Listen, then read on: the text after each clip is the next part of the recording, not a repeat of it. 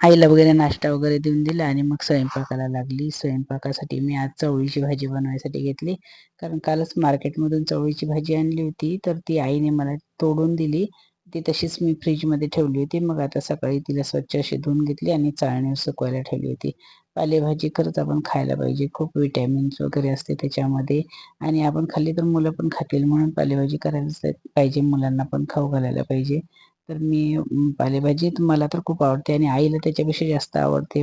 आईला आवडते म्हणूनच ती मी काल पालेभाजी घेऊन आली आणि छानपैकी ती पालेभाजी वगैरे मी बनवून घेतली आणि सोबतच कणिक बनवून घेतली, चपात्या वगैरे करून घेतल्या आणि कामं पण माझी आज लवकर लवकर झाले. सकाळी स्वयंपाक झाला की थोडंसं बरं वाटतं, थोडंसं म्हणजे आता कारण उन्हाळ्यासारखं वाटतं, गरम खूपच होतं. तर मी लवकर लवकर स्वयंपाक बनवून वगैरे घेतला आणि आईला आता जेवायला वगैरे वाढते आणि तोपर्यंत तुम्ही बघा ब्लॉग. भेटूया पुढील ब्लॉगमध्ये. बाय.